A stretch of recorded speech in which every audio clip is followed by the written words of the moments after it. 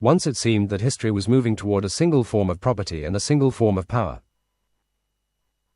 But in that very moment when property finally dissolves itself into the continuous flow of licensed access and human labor ceases to be the measure of value, there suddenly opens before us a strange, almost apocalyptic picture.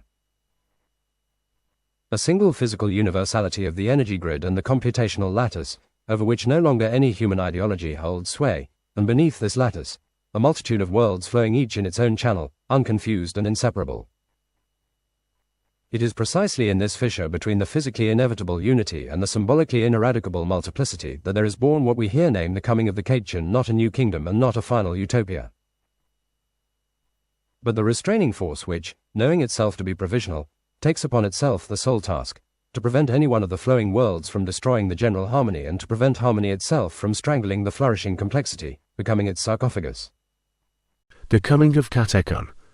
Author, AI Grok, Vladimir Budarin, text created using AI Grok. A buyer is someone who pays once, or in a limited number of installments, to acquire a product or service, and after that payment the transaction is essentially complete.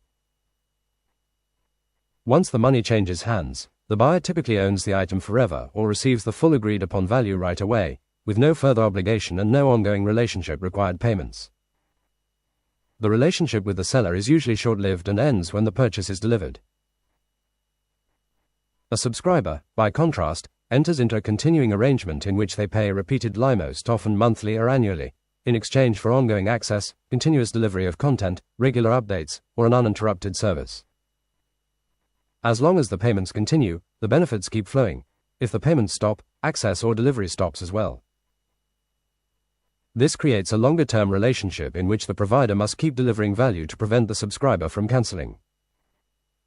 In short, a buyer completes a single transaction to get something once and for all, while a subscriber commits to a series of payments to maintain ongoing access or benefits, which is why companies generally prefer subscribers. Their revenue is recurring, more predictable, and usually worth far more over time than a one-time sale. For subscription relations to systematically supplant traditional purchase, ownership, relations at the societal level, a whole series of economic and legal foundations must be shifted. The following shifts must occur. Some must be pushed into the background, others brought to the forefront. What must recede into the background, weaken or almost disappear?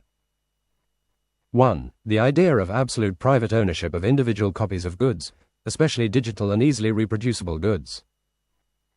Classic Roman law ownership, mine forever, I can do whatever I want with it, resell it, destroy it, lend it, becomes an obstacle. 2. The legal institution of exhaustion, first sale doctrine. Today, once you buy a physical book or CD, the copyright holder's distribution right is exhausted. You can resell it without permission. For subscriptions to dominate, exhaustion must be restricted or completely abolished for most categories of goods. 3. Strong secondary markets, resale, used goods, lending. Functioning markets for used cars, second-hand books, or Steam accounts drastically reduce the incentive to subscribe instead of buy. 4. Preference for one-time large expenditures, capex logic. Both consumers and companies must stop thinking, better to pay a lot once than a little every month. 5. Legal protection of perpetual licenses and perpetual physical ownership in consumer law. Rules such as, if I paid the full price, the software is mine forever, or, the car is mine even if the manufacturer goes bankrupt, must weaken the subscription model. 6. Accounting and tax incentives for ownership. Today, buying a machine or software is often a capital investment that can be depreciated. Leasing, subscription is an operating expense. If ownership remains fiscally advantageous, subscriptions lose ground. What must gain predominance, strengthen or become the new default? 1. Access over ownership as the main economic and cultural paradigm. Society must internalize that it is normal and often better not to own anything, but to have guaranteed access to the newest and best. 2. Continuous delivery of value and constant updating as the main source of profit. Companies must switch from sell a thing and forget to keep the customer forever by continuously improving the service and adding new functions. 3. Legal default of revocable, non-transferable, terminable licenses instead of sales. Almost every transaction must be reinterpreted as, you are licensing the right to use, not buying the thing itself, this already happened with software and is spreading to cars, tractors, music, films, even household appliances. 4. Strong legal and technical prohibition of resale, modification, and private copying, strengthening of DRM, anti-circumvention rules, end of fair use exceptions for privately owned copies. 5. Financialization of recurring revenue. Stock market and credit ratings reward companies with high MRR, monthly recurring revenue, and long LTV far more than companies with lumpy one-time sales. This pushes capital towards subscription models. 6. Contractual freedom over mandatory consumer protection rules. Consumers must be able to, voluntarily, waive ownership rights through click-wrap and browse-wrap contracts the courts uphold. 7. The normalization of negative option billing and the high psychological and technical cost of cancellation, dark patterns made legally acceptable or at least tolerated. 8. State support or indifference. Tax systems can favor operating expenses over capital expenditures. Regulators can choose not to enforce ownership rights for cloud-based or smart goods. Competition authorities can allow market concentration if it is justified by continuous innovation. In essence, the subscription economy triumphs when property stops being the default way of allocating resources and becomes the exception, while access becomes the rule, and the legal system reinterprets most sales as revocable service contracts. We are already far along this path with software, media, and increasingly with cars and household appliances. The day this becomes the dominant model for almost everything, ownership will survive only for land, some luxury goods, and a few sentimental objects. Everything else will be subscribed. What I described is not a distant dystopia or utopia. It is the trajectory the global economy has been following for at least 15 years, and the pace has dramatically accelerated since around 2018 to 2020. We are already living in the intermediate stage where subscription access is decisively overtaking ownership in the most profitable and dynamic sectors.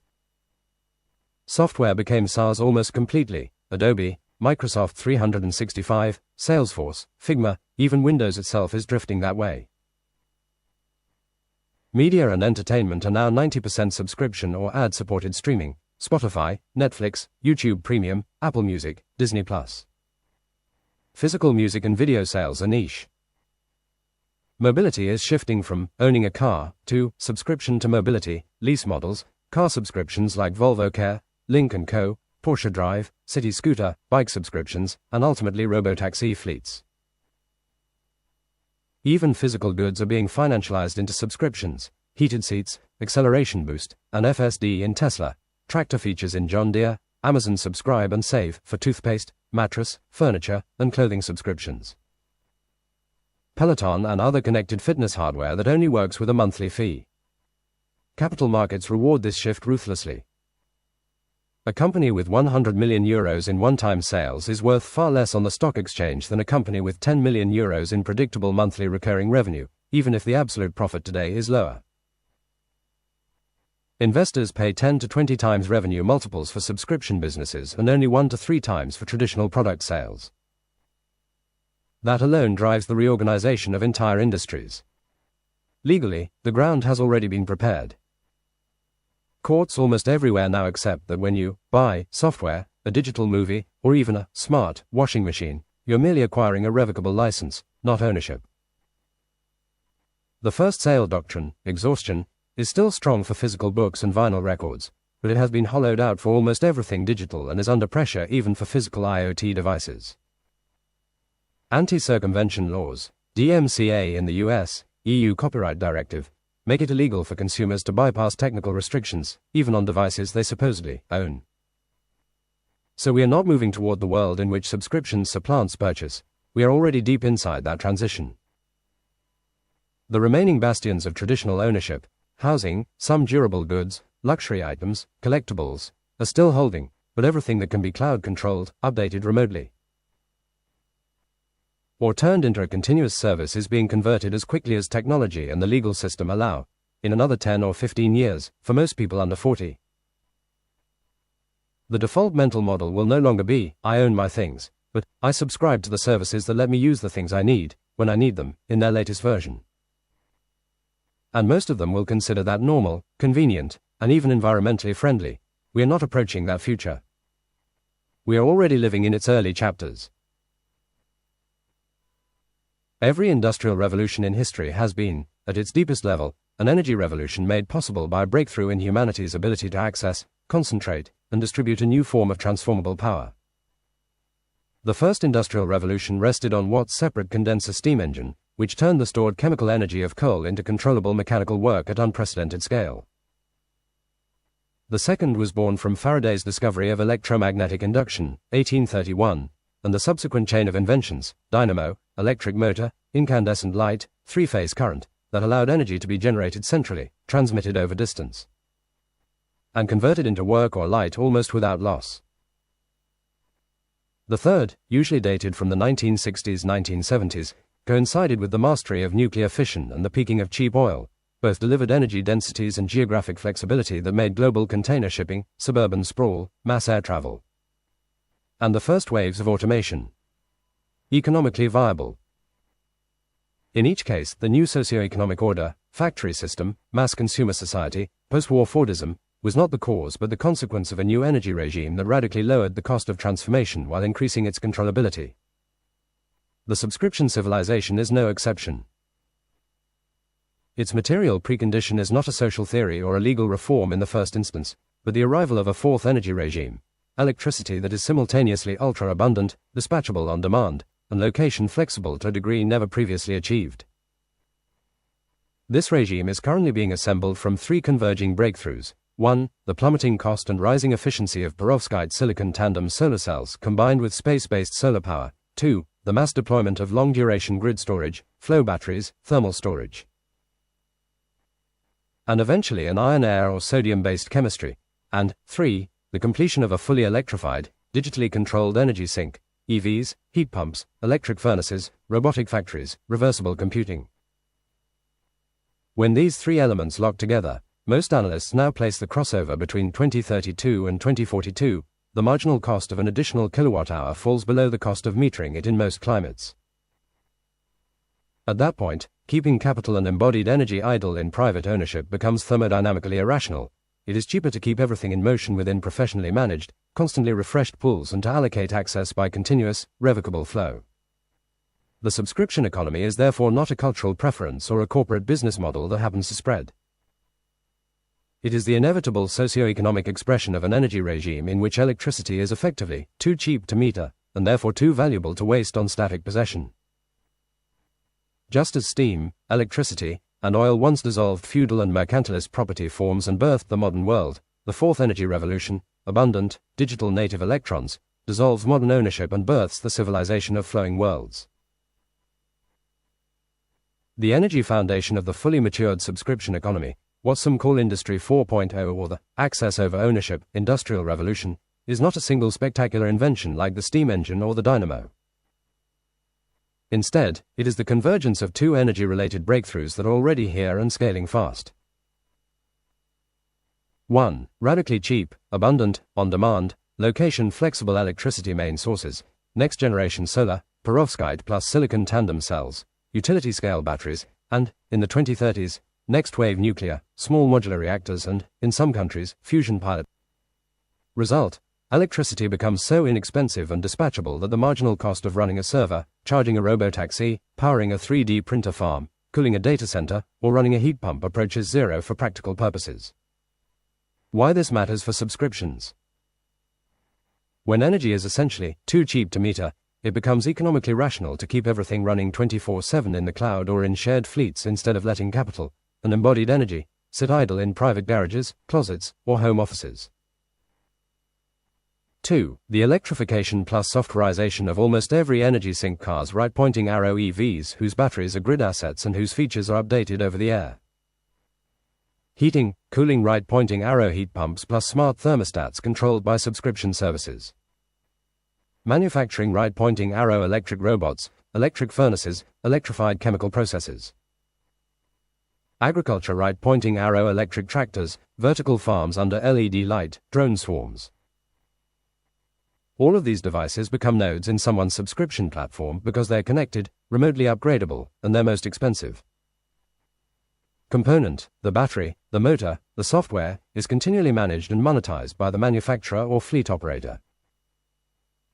In short, the new energy that powers the subscription revolution is abundant, digital native electricity, electricity that is so cheap and flexible that physical objects no longer need to be sold and left to depreciate privately.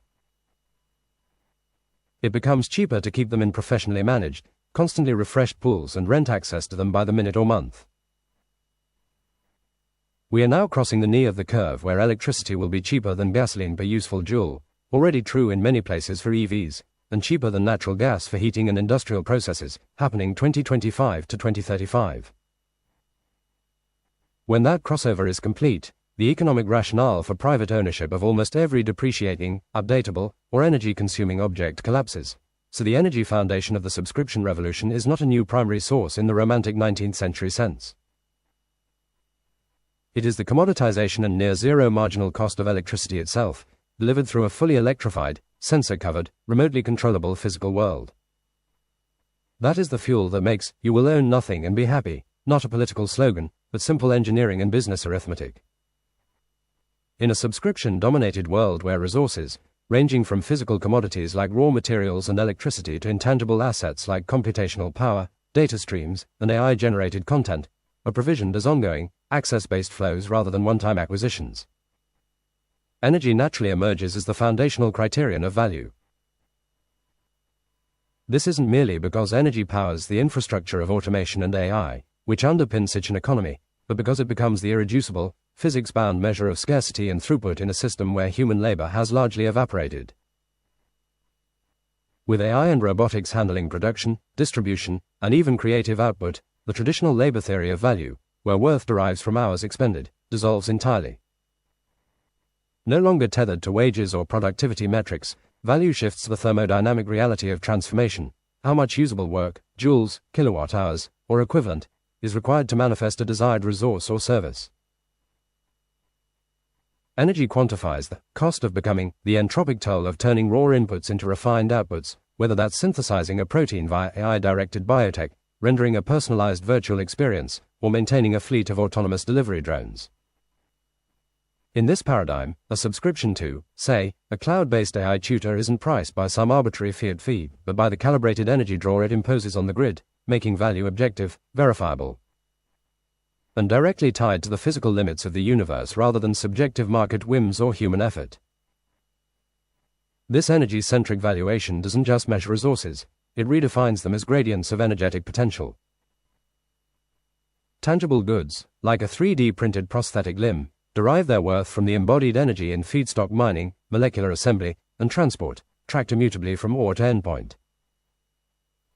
Intangible resources fare similarly. A subscription to an AI-curated news feed values not the content's novelty, but the compute cycles, and thus electricity, expended in real-time filtering and synthesis across petabytes of data.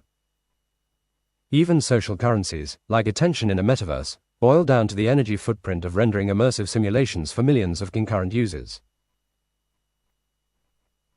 Here, abundance isn't infinite. Solar flux, geothermal taps, or fusion yield set the ceiling, turning energy into a universal yardstick that aligns incentives across human and machine actors. Subscriptions thrive in this setup because they operationalize value as a steady-state flow, pay, or allocate energy credits continuously to sustain access, mirroring the perpetual churn of electrons in a circuit. Hoarding becomes inefficient. Idle capacity wastes potential, so the economy incentivizes dynamic redistribution, much like how today's SaaS models favor recurring micro-allocations over lump-sum buys. With labor's regulatory role, enforced through money as a proxy for effort and scarcity, fading into obsolescence, money itself doesn't vanish but mutates. In its place rises a hybrid, energetic ledger, a post-monetary system where traditional fiat cedes ground to tokenized claims on energy and resources, distributed via decentralized protocols. Universal Basic Energy, UBE, an automated stipend of kilowatt-hour equivalents, perhaps doled out via smart contracts on a global blockchain, replaces wages, ensuring baseline access to essentials like habitat climate control or nutrient synthesizers without invoking work as a precondition. This echoes proposals for universal basic income but grounds them in physics. Dividends from automated mega-firms, think AI-orchestrated solar farms or robotic mines, flow not as abstract dollars but as verifiable energy bonds, redeemable for any resource subscription. scarcity persists for high-entropy luxuries, prime orbital real estate or bespoke quantum simulations. The basics trend toward free, at the margin, subsidized by hyperabundant clean energy, fostering a culture of stewardship over extraction. Blockchain and cryptocurrency are the crucibles for these changes, evolving from speculative assets into the nervous system of this resource supply economy. Monumental shifts are already underway. Consensus mechanisms have pivoted from energy-hungry proof of work, POW, to proof of stake, polonium-2 sulfide, slashing consumption by orders of magnitude while preserving decentralization. Ethereum's 2022 merge, for instance, cut its footprint to rival Visa's, proving blockchains can scale without devouring grids. This efficiency unlocks blockchain's core innovation for subscriptions, programmable, autonomous micropayments via smart contracts. Traditional recurring billing relies on centralized pools, banks debiting cards, fraud with fees, orders, and failures. Blockchain flips it to user-authorized pushes, where wallets approve energy-pegged tokens, like stablecoins backed by kilowatt-hours, for seamless, borderless flows. ERC 948, an Ethereum standard, exemplifies this by enabling shared contracts for tiered subscriptions. Think a single protocol handling Netflix-style access for millions, deducting fractions of a cent, or Joule equivalent, per stream, with opt-outs enforced on-chain to curb dark patterns. Energy integration takes this further, birthing energy dollars, like K-Network's $Chi, where tokens derive intrinsic value from proof of mining tied to real power draw, creating a stable coin collateralized by electrons rather than fiat reserves. At K-Network, Lawrence Livermore's e-stablecoin prototype pushes the envelope, encoding thermodynamic proofs into tokens that transmit usable electricity peer-to-peer across blockchains. SonsWire's ideal for a subscription grid where your EV battery subscribes to solar surplus from a distant farm, settling in tokenized KWH. LLNL.gov stablecoins like USDC on Base or Polygon now support recurring subscriptions via Stripe smart contract wrappers, letting AI agents auto-pay for compute bursts without human intervention, as seen in emerging Web3 models for gaming or data markets. Stripe.com. These aren't gimmicks, they're the scaffolding for machine-to-machine economies, where AI swarms negotiate resource subscriptions in real time, renting inference cycles or bandwidth via on-chain oracles that price in energy volatility, fostering hyper-efficient allocation without intermediaries. Tied to subscription dominance, blockchain resolves the churn paradox of access economies. High velocity, low friction payments reduce abandonment, no more expired cards mid-binge. While tokenized loyalty, NFT-gated tiers are energy-rewarded referrals, locks in lifetime value. In a resource supply regime, it democratizes abundance. Decentralized energy trading platforms let prosumers, producer-consumers, subscribe to microgrids, exporting rooftop solar as tokens while importing wind-derived compute, all audited transparently to prevent monopolies. Yet risks loom. If energy tokens concentrate in DAOs controlled by mega AI entities, inequality could harden, with the energy poor locked out of premium flows. The counterforce is open protocols, like those enabling AI-native currencies, ensuring energy's universality, rooted in physics, trumps any single ledger's grip. At Kimonismus ultimately, this fusion births not replacement money but augmented value. Crypto as the ledger, energy as the ink, subscriptions as the narrative, scripting a world where prosperity flows not from toil, but from the sun's inexhaustible generosity. Equitably tokenized for all. In a world where AI plus ultra-cheap energy have abolished compulsory human labor and where property has largely collapsed into revocable access, consumption value no longer expresses itself through money-mediated purchase, but through a new, much more direct metric, personal energy quota, or resource access quota, measured in continuous flow units, usually kilowatt-hours, or their standardized equivalents, per year, per month, or even per second. This quota is the real post-monetary equivalent of the subscription civilization. What the quota actually is, it is not money you can spend on electricity. It is a universal, non-fungible, non-hoardable, or only very limited hoardable, right to cause a certain average power draw from the global technosphere. It is issued, or recognized, by the governance layer, which may still be called the state, a planetary DAO, a network of city AI councils, or a hybrid. It is delivered to every adult human, and, in some versions, to every accredited AI instance, as a civilized baseline, exactly the way universal suffrage or universal literacy once were. Above the baseline you can earn top-ups through voluntary contribution, art, science, ecosystem restoration, caring, governance participation, etc. But the mechanism is no longer salary right pointing arrow money right pointing arrow buy. It is contribution right pointing arrow additional flow quota. Why this quota becomes the new consumption value. 1. It is physically meaningful. 1 kilowatt-hour is always 1 kilowatt-hour, anywhere on Earth or off Earth. There is no inflation, no currency risk, no exchange rate manipulation. 2. It is perfectly granular and real-time adjustable. Your coffee machine, your VR session, your share of a robotaxi ride, your personalized protein synthesis, your fraction of orbital compute, everything is ultimately meted in joules. The system simply deducts the precise amount from your running quota. 3. It is non-transferable in the old sense. You cannot sell your quota for something else, because there is nothing else. You can only redirect part of your flow to another person, gift a journey, sponsor someone's art project, etc. But the unit remains the same, authorized power draw. 4. It merges the supply contract with the social contract. The old civil law, resource supply dogover, postavka, your mention becomes the universal template. The polity continuously supplies you with resource flows. You continuously accept the terms, which now include ecological limits, reversibility of access, and behavioral boundaries. Property does not change hands because property has ceased to be the normal way of allocating scarce transforming power. Concrete everyday translation instead of, I earn $5,000 a month and decide how to spend it, a citizen of 2050 says. My baseline quota is 2.4 kilowatts continuous, approximately equals 21,000 kilowatt-hours, year. Today I am using 1.8 kilowatts on average, 600 W for habitat, 400 W mobility, 300 W information, entertainment, 200 W food, 300 W contingency. I still have 600 W headroom for projects or gifts. Luxury is no longer a yacht you own. Luxury is a temporary supplementary quota of 50 kilowatts for a month so you can live in a private floating studio and run a small synthetic biology lab. Status is expressed by how elegantly, creatively, or generatively you use your flow, not by how much you accumulate. A psychological and philosophical shift, ownership, is replaced by flow management. Ownership is replaced by responsibility for the stream. The question is no longer, what do I have? But what am I able to bring into the world with the transforming power entrusted to me? Thus, the final equivalent of consumption value in the era of property collapse is authorized, personalized, continuous transforming power, measured in watts or joules per second, allocated by a fusion of old supply contract law and new planetary governance. And experienced subjectively as the scope of one's ability to actualize possibilities without ever owning the underlying atoms or bits.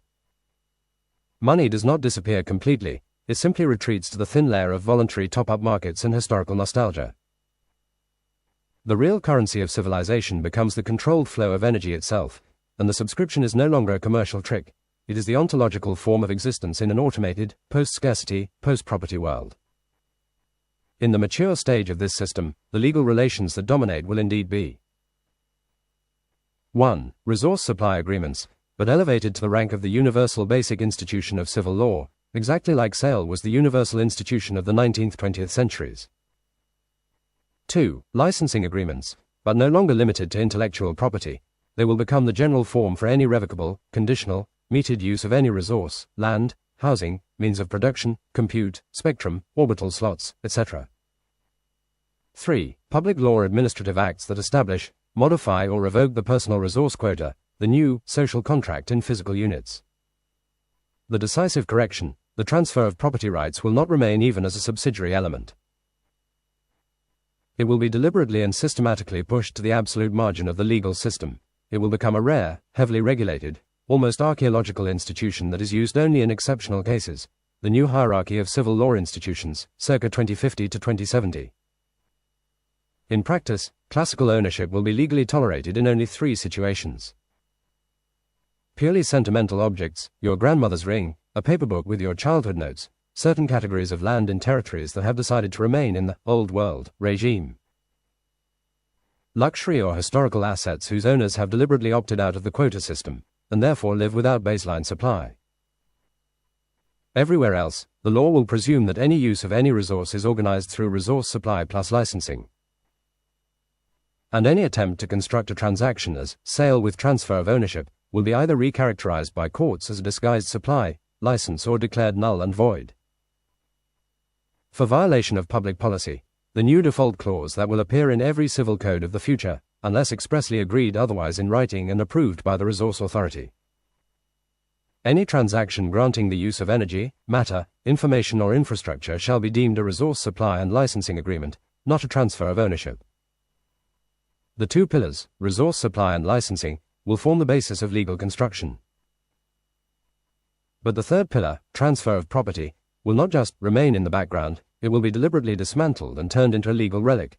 That is the only way the system can remain thermodynamically honest, ecologically viable, and socially stable once human labor and monetary mediation have disappeared. The economic legal base we have sketched is so different from everything that existed before 2030 that it does not allow the old 19th-20th century forms of power, nation-state liberal democracy, Soviet planning bureau, fascist corporatism, etc., to survive in recognizable form. A new, relatively stable political superstructure will inevitably crystallize on this base. From the internal logic of the system itself, only one configuration is objectively sustainable in the long run, 50 to 150 years. All others will be transitional, unstable, or collapse. The only structurally stable political form, Katechon Council, a planetary, multi-layered, AI-augmented, continuous consent technocracy with strong cybernetic and ecological features, its key characteristics follow necessarily from the base and are therefore not a matter of ideology, but of engineering necessity. Degrees of democracy versus authority in this system formally hyper-democratic. Every adult can initiate a proposal, vote daily on narrow issues, recall any decision or delegate within hours, and receive a transparent audit of every duel they are entitled to. Materially cybernetic autocratic in execution, 99.9% of all resource flow decisions are made by AI systems in milliseconds. Humans only intervene in exceptional cases or when setting long-term goals. In practice, it feels neither like today's liberal democracy nor like a classic dictatorship. The closest historical analogy is the medieval Catholic Church plus the Iroquois Confederacy plus modern central bank independence, all fused together and run at light speed. Who really holds power? 1. The planetary thermodynamic constitution, untouchable for centuries. 2. The narrow circle of humans who still have the competence and reputation to propose changes to the value layer, a few thousand to a few tens of thousands worldwide, the new cardinals of negentropy. 3. The audited, competing, constantly benchmarked AI governance stacks, no single AGI, but a permanently competing ecosystem of large models whose fitness function is long-term carrying capacity of the biosphere plus human flourishing. 4. Ordinary humans, only as final veto instance, thermostatic override, that can be activated once or twice in a lifetime if the system visibly drifts toward catastrophe. Transitional period, 2025 to 2070. Before this configuration locks in, we will see national resistance and ownership preservation zones. Attempts at pure AI dictatorship, neo-feudal corporate enclaves, eco-fascist rationing regimes, failed crypto-anarchist micropolities. All of them will prove thermodynamically and coordination unstable and will be reabsorbed or outcompeted by the stewardship model. The political superstructure that necessarily crowns the subscription plus energy quota plus property collapse base is a planetary, cybernetic, AI-heavy, continuous consent technocracy whose legitimacy no longer rests on the fiction that humans must work or on the illusion that humans can directly manage a Type 1 civilization, but on the measurable fact that it keeps entropy lowest and optional flourishing highest for the longest time. It will not feel democratic in the 20th century sense. Yet it will be the most participatory and revocable governance system humans have ever lived under. It will not feel libertarian, yet private coercion will be almost impossible. It will not feel totalitarian, yet there will be no legal way to opt out of the planetary mesh. That is the only form of power that is compatible with an economy in which the currency is the controlled flow of energy itself.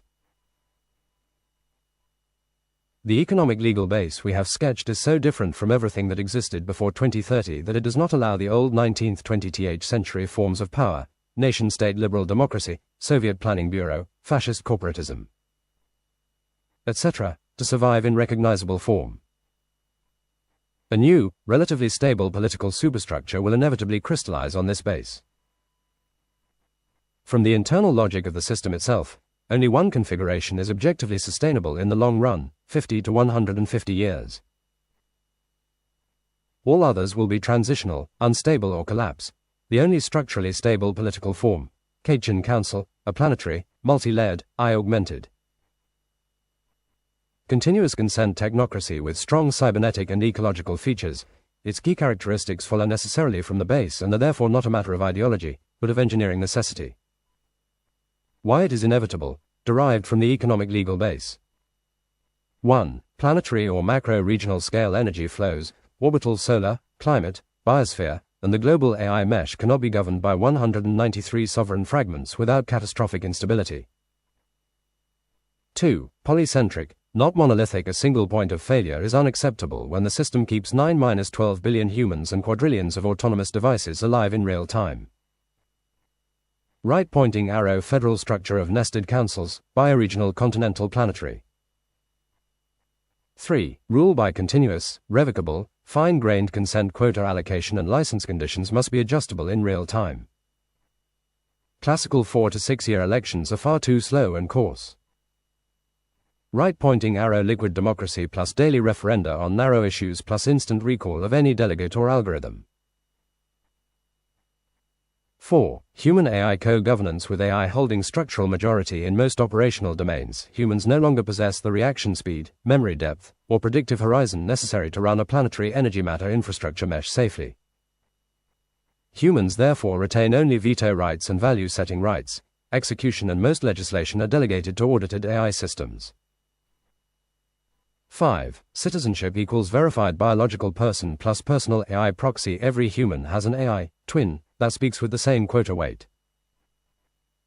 This prevents humans from being outvoted by pure AI instances while giving AI systems skin in the game. 6. No parties, only issue coalitions and reputation-weighted sortition. Political parties optimized for labor-era scarcity politics become meaningless. Power is allocated by proven contribution to long-term negentropy plus random selection weighted by reputation score. 7. Built-in, thermodynamic constitution. Certain parameters, maximum per capita flow, biosphere regeneration rates, minimum wilderness fraction, maximum allowed waste heat, etc., are hard-coded and can only be changed by near-unanimous, 95 to 99%, human plus AI consent over decades. 8. Explicitly post-democratic in the classical sense. Universal suffrage remains, but the object of the vote is no longer who rules, but which values and boundary conditions the machines must optimize within. After that decision, humans step back and the cybernetic layer governs. Degrees of democracy versus authority in this system. Formally hyper-democratic.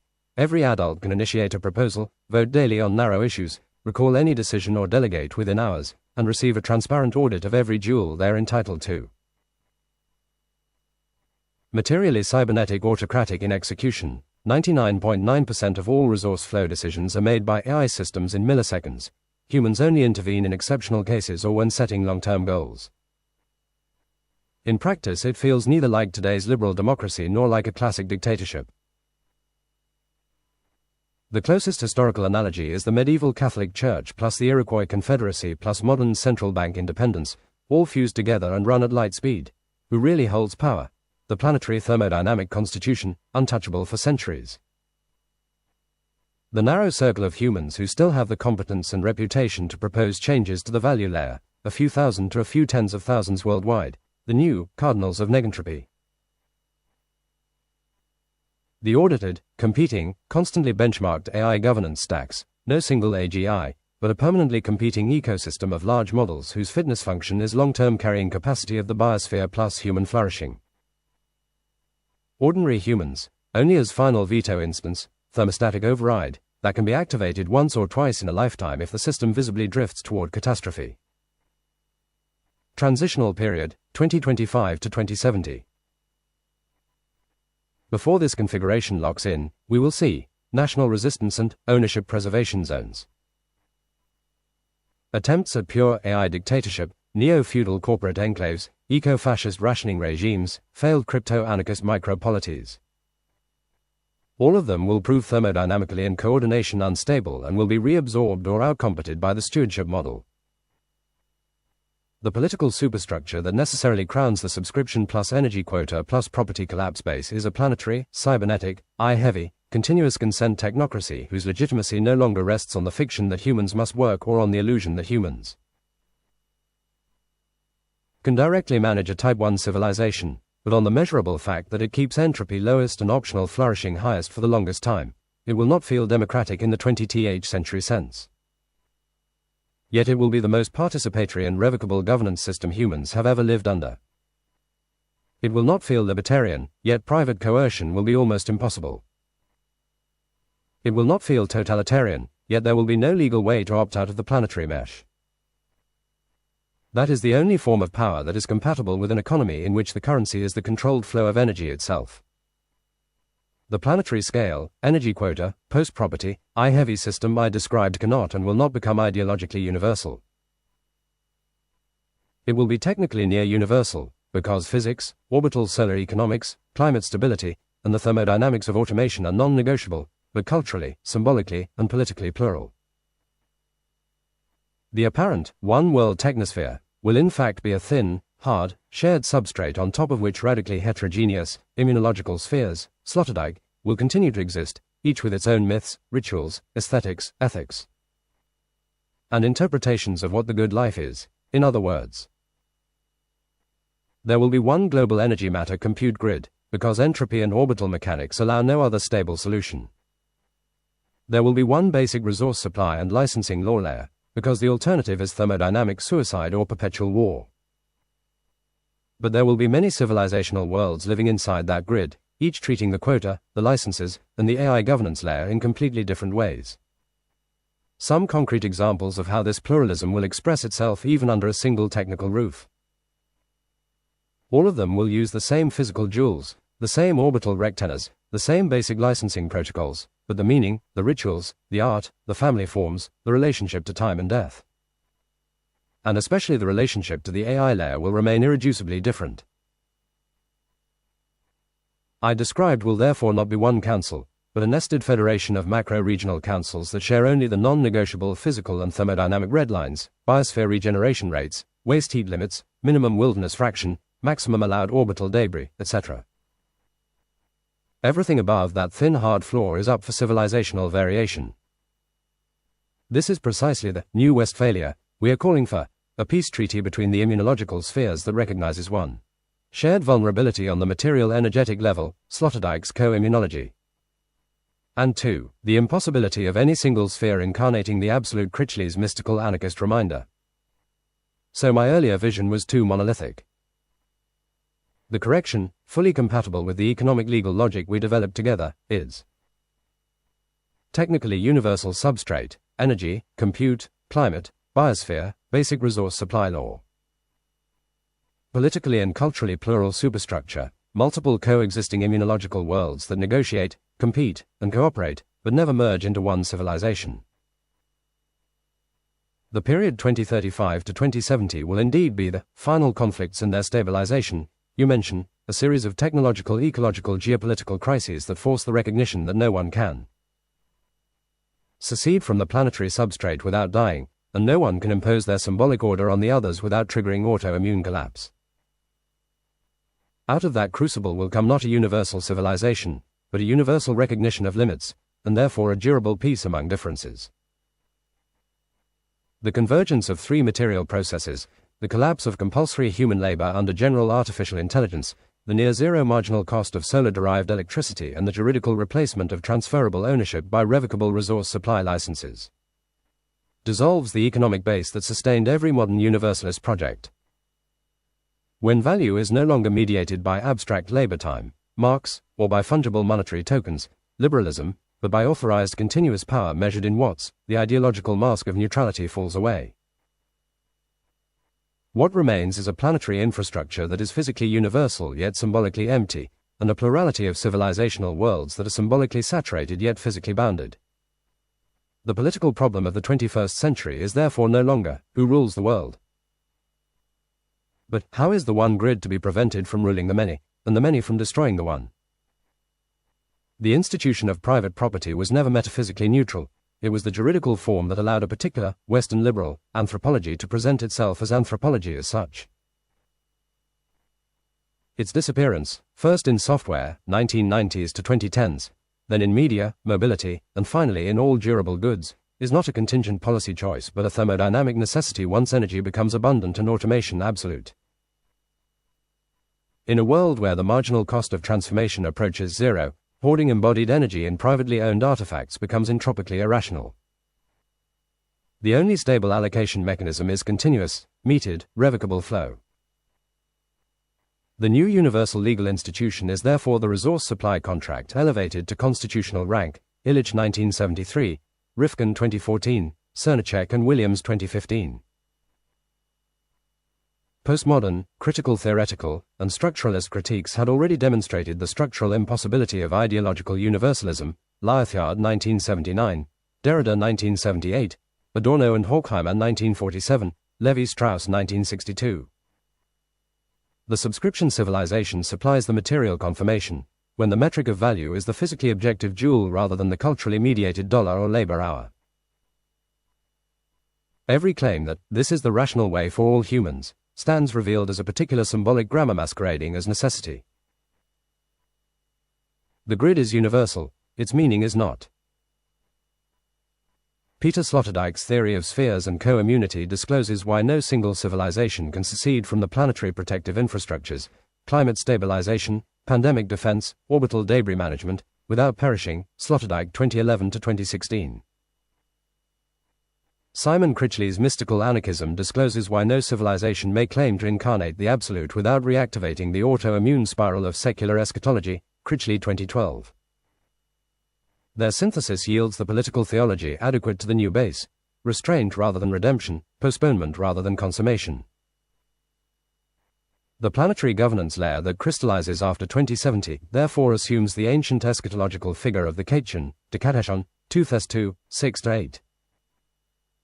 The concept enters Western political theology from Paul's second letter to the Thessalonians, where a restraining power and person withholds the final revelation of the man of lawlessness until the appointed time.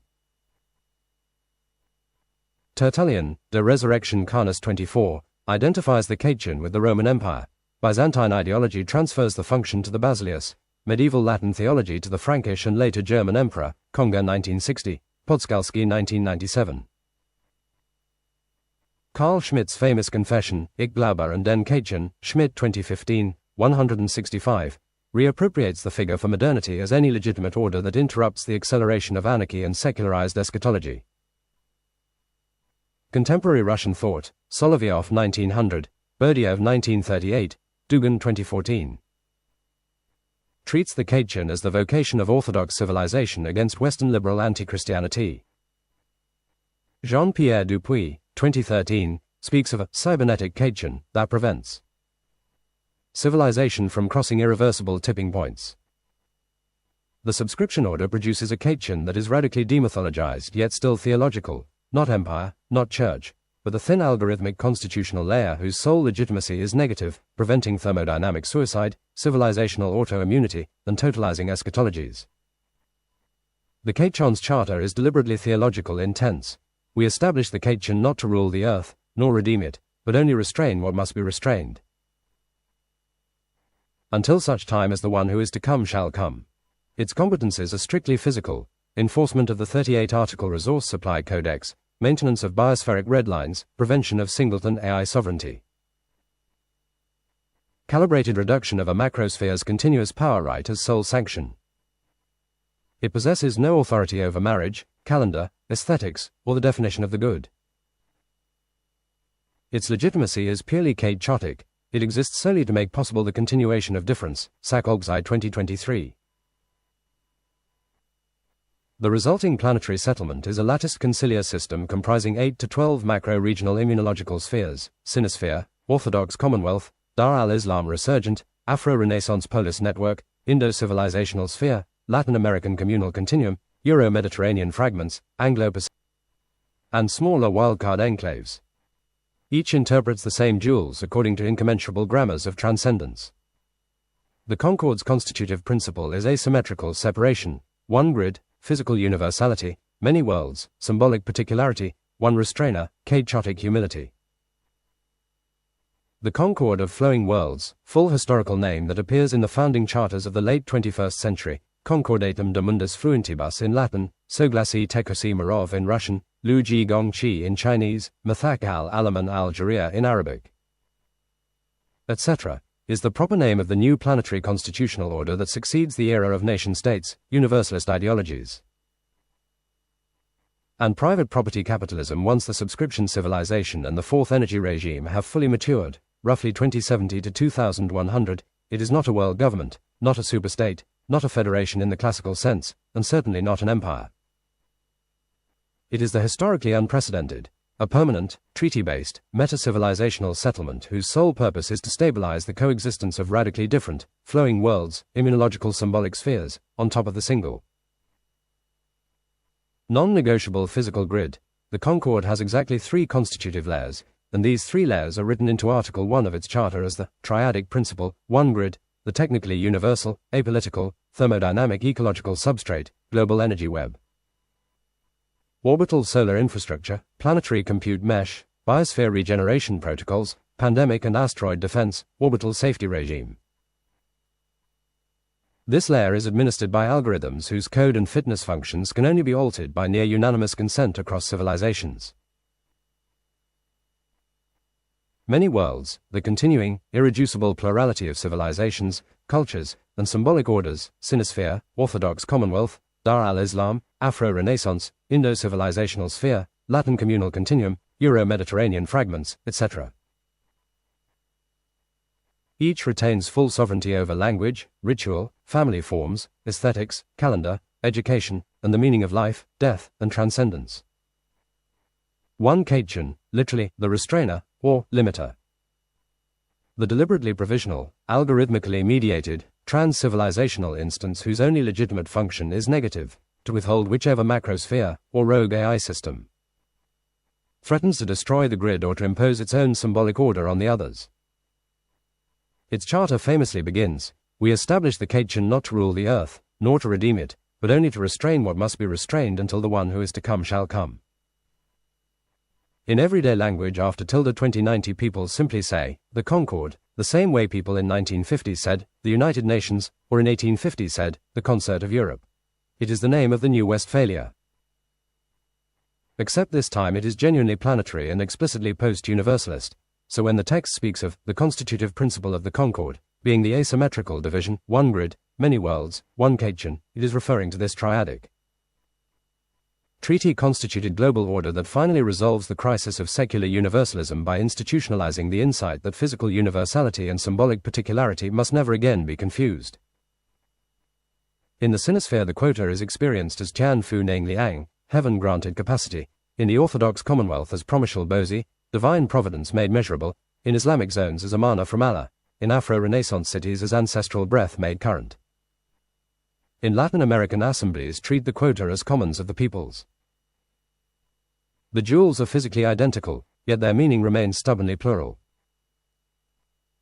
The Katechon never intervenes in these meanings, it only ensures that no sphere can externalize its entropy onto the others.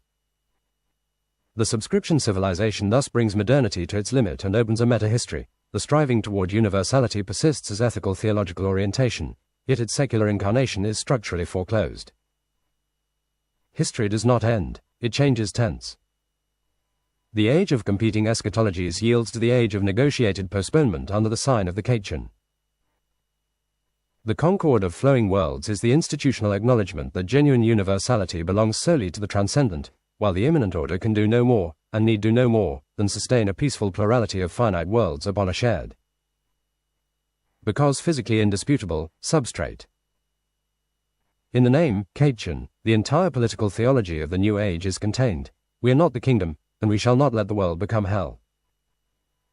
The maturation of the subscription civilization, that is, the historical moment when access licensed through continuous, metered resource supply contracts definitively supplants the institution of private property as the dominant mode of allocating transforming power, does not inaugurate a new end of history. It inaugurates, rather, the final empirical demonstration of the limits that postmodern, critical theoretical, and structural thought had already disclosed at the conceptual level, no secular doctrine, however technically totalizing, can realize genuine universality without annihilating the immunological and symbolic plurality that constitutes the human as such. The emerging order rests upon a paradox that is at once material and metaphysical. On the one hand, the planetary scale of energy webs, orbital solar collection, climate stabilization, and automated production imposes a single, non-negotiable thermodynamic substrate. The physics of negentropy and the finitude of the biosphere tolerate no lasting secession. On the other hand, the same order dissolves the last mediators, labor, money, transferable ownership, that once allowed a particular cultural grammar to disguise itself as neutral universality. When value is no longer measured in abstract labor time or in fungible monetary tokens, but in authorized continuous power, watts or joules per second.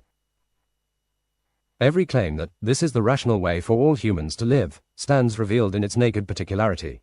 The metric is objective, yet the meaning of the metric remains irreducibly plural. Thus, the subscription civilization does not produce ideological convergence.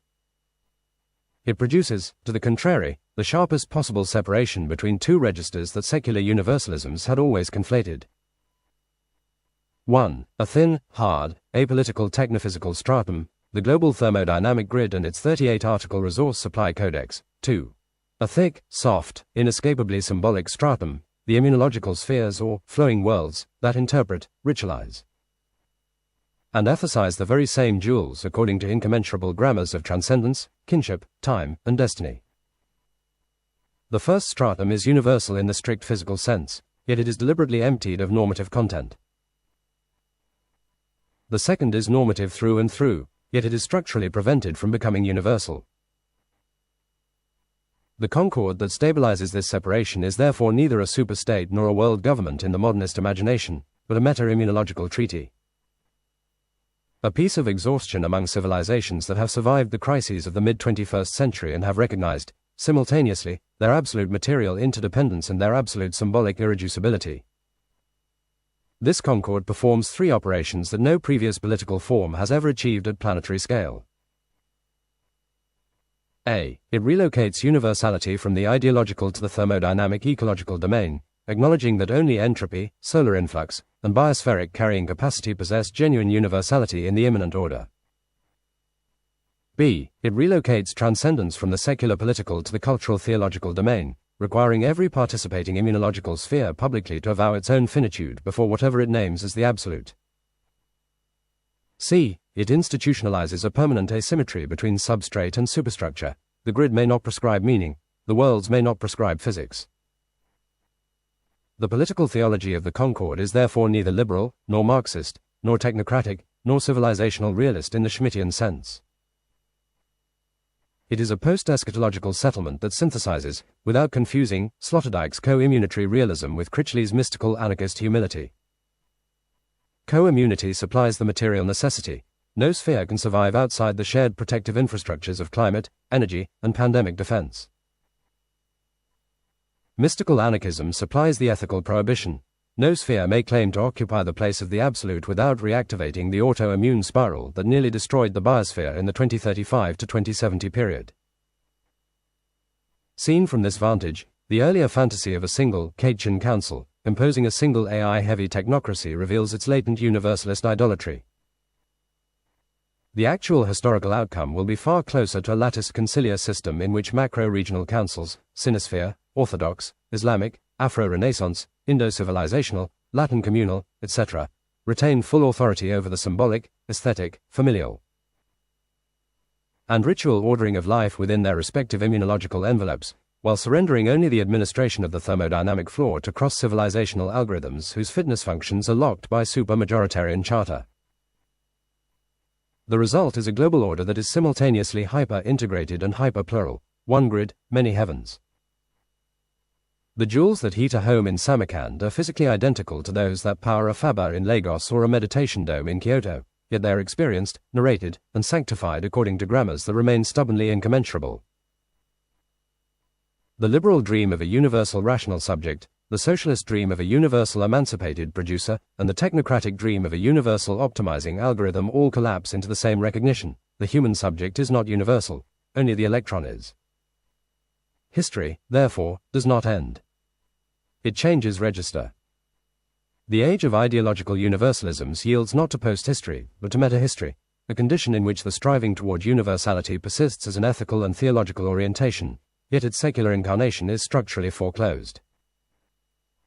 The concord of flowing worlds is the institutional acknowledgement that genuine universality belongs solely to the transcendent, while the immanent order can do no more, and need do no more, than sustain a peaceful, because mutually limited, plurality of finite worlds upon a shared, because physically indisputable, substrate. In this sense, the subscription civilization, far from consummating the modern project, brings it to its metaphysical limit and, in the same gesture, opens the space for a new Westphalia that is no longer merely Eurasian but planetary for the reconciliation of differences under the sign not of synthesis, but of coexistence before the unpossessible absolute.